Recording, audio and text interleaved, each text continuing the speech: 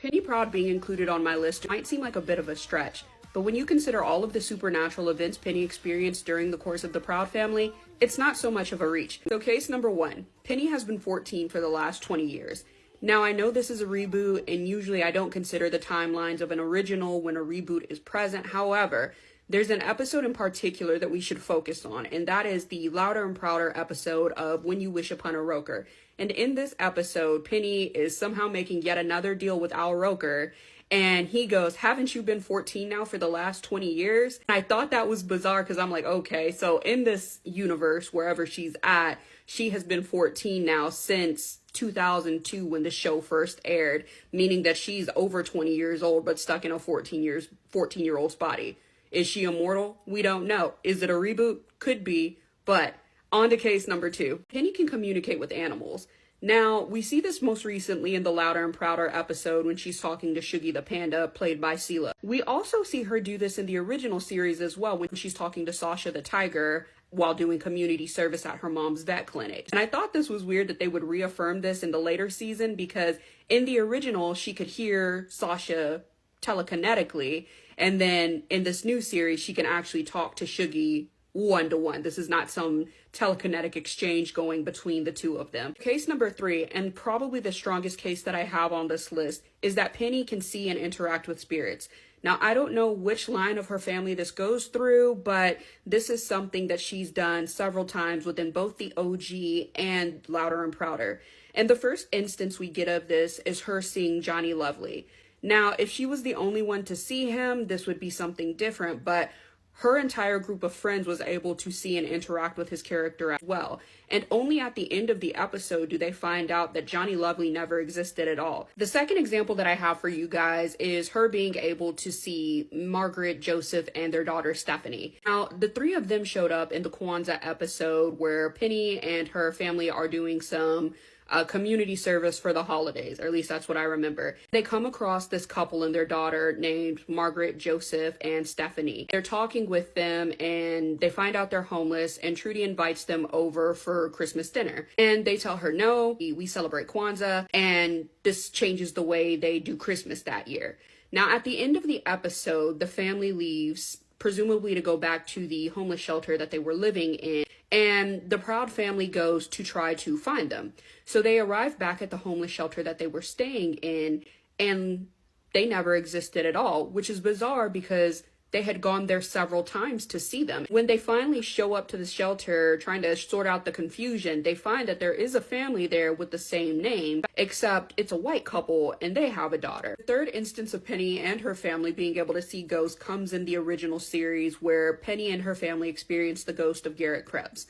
Now, Garrett Krebs is a ghost and the prior homeowner of the house that they now live in, and he's come back on Halloween several decades later to enact a curse on the family owning the home. In this case, it would be the Proud family. And so Penny, under the influence of her dad's nasty ass snacks, has to fight Mr. Krebs off in order to save her family. The biggest piece of evidence that I have that Penny is a supernatural comes from the OG series in season 2 during the Halloween episode. And here Penny Proud is upset that she can't go to the Wizard Kelly Halloween concert with her friends. So in order to blow off some steam, Penny goes for a walk and brings a pack of the snacks that her dad told her to hand out with her. And unbeknownst to her, this bag of snacks had an extra surprise in it, because earlier it was exposed to some supernatural gamma ray. I don't really know what it is, but whatever hit this bag of candy turned it into a super booster, which meant that when Penny ate the snacks, they gave her superpowers. In fact, the first thing she noticed was that her physique changed entirely, and she was able to fly. Then she realized she had laser vision and could blow up items with her eyes. Later in the evening, she would go on to find out that she had X-ray vision. She was extremely strong, and she could freeze things such as Nubia.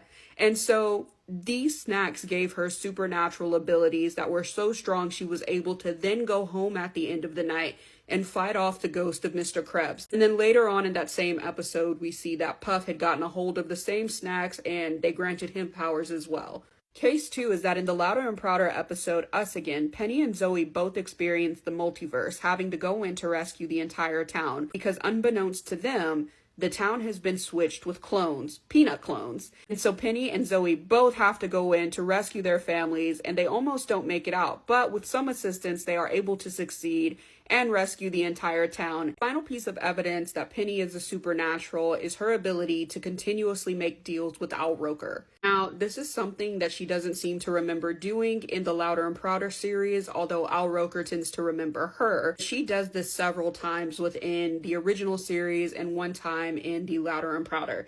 And the first time she does this, she doesn't want there to be any more adults in the town that she's living in. And so Al Roker grants her wish and all the adults go away with the exception of Bobby. The second time she does this, she's tired of taking care of her twin siblings, BB and Cece, and she wishes they were a little bit older. But of course, all of these wishes she has come with a consequence that she did not expect.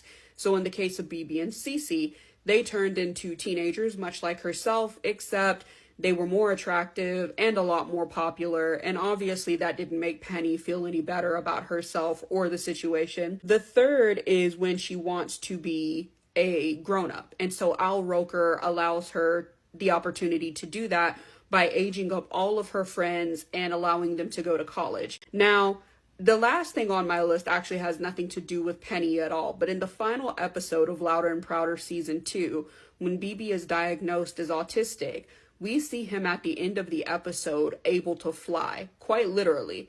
And I just thought that was interesting. This makes me think that The Proud Family is more than just a coming-of-age drama or coming-of-age comedy show. It's a lot more than that, but anyways, please leave your thoughts in the comments. I'd love to know what you guys think, and I hope to see you guys in my next video.